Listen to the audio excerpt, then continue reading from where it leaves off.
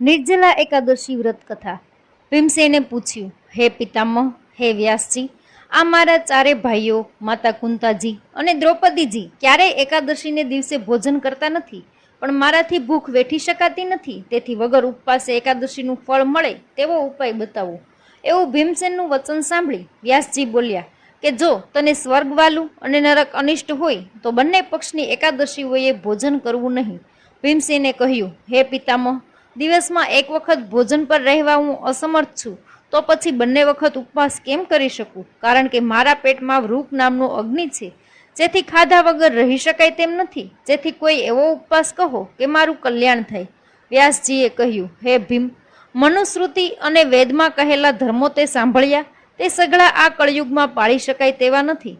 તેથી ઓછા ખર્ચમાં સુખેથી થઈ શકે તેવું વ્રત સાંભળ। બે પક્ષની એકાદશીઓને દિવસે નિરાહાર રહે છે, તેને નરક ભોગવવું પડતું નથી।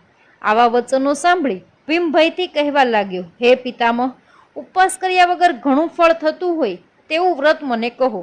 વ્યાસજીએ કહ્યું, જ્યેષ્ઠ સુદ એકાદશીનું પ્રયત્નપૂર્વક વ્રત કરવું, તેમાં સ્નાન અને આચમન સિવાય જળનો સંબંધ રાખવો નહીં। જે માણસ એકાદશીના સૂર્યોદયથી બારસના સૂર્યોદય સુધી જલપાન પણ કરતો નથી, તેને પ્રયત્ન વિના સઘળી એકાદશીનું ફળ મળે છે। બારસને દિવસે પ્રાતઃકાળે સ્નાન કરી બ્રાહ્મણને વિધિથી જળ અને સુવર્ણ આપી ભોજન કરાવ્યા પછી નિયમથી પોતે ભોજન કરવું। હે ભીમસેન, વિધિથી એકાદશીનું વ્રત કરવાથી આખા વર્ષની સઘળી એકાદશીનું ફળ પ્રાપ્ત થાય છે। આ વાત સાક્ષાત નારાયણે મને કહેલી છે।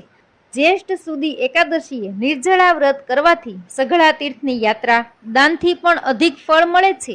ધન, ધાન્ય, પુત્ર એ બધાને આપનારી છે। એકાદશીને દિવસે નિર્જળા ઉપવાસ કરવાથી કાળા યમદૂતોના દર્શન થતા નથી, પણ પીળા વસ્ત્ર પહેરનારા, ચક્રને ધારણ કરનારા વિષ્ણુ દૂતો આવે છે।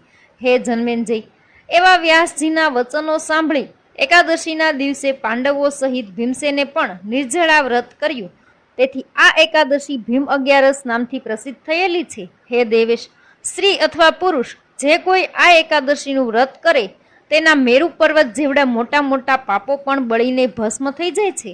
પોતાની શક્તિ પ્રમાણે વસ્ત્ર વડે વીંટેલા અને તેમાં થોડું સુવર્ણ નાખી જળકુંભનું સુપાત્ર બ્રાહ્મણને દાન કરવું। આ દિવસે કરેલું દાન, જપ, હોમ બધું જ અક્ષય થાય છે, એમ શ્રી કૃષ્ણએ કહ્યું છે। હે રાજન, જે માણસ એકાદશીના દિવસે અન્ન ખાય છે, તે આ લોકમાં ચંડાલ થાય છે અને તે નરકમાં પડે છે।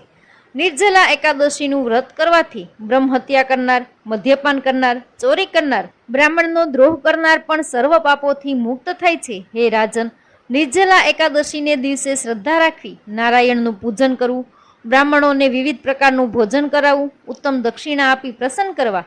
જો બ્રાહ્મણો પ્રસન્ન થાય તો સાક્ષાત નારાયણ પણ પ્રસન્ન થાય છે। જે માણસો આ એકાદશીને દિવસે ઉપવાસ કરે છે, નારાયણનું જ પૂજન કરે છે, દાન આપે છે, રાત્રે જાગરણ કરે છે, તેના સેકંડો વંશજો વૈકુંઠ ધામમાં જાય છે। એકાદશીના દિવસે સુપાત્ર બ્રાહ્મણને અન્ન, વસ્ત્ર, શૈયા, ગાય, આસન અને કમંડલનું દાન કરનાર અવશ્ય વિમાનમાં બેસીને સ્વર્ગમાં જાય છે। જે આ કથા ભાવથી સંભળાવે તે સ્વર્ગને પામે છે। જે માણસ સર્વ પાપોનો નાશ કરનારી એકાદશીનું વ્રત કરે છે, તે સર્વ પાપોથી મુક્ત થઈ મોક્ષપદને પામે છે। આવી રીતે મહાભારતમાં અને પદ્મપુરાણમાં જ્યેષ્ઠ શુક્લ પક્ષની નિર્જલા એકાદશીનું મહાત્મય કહેલું છે।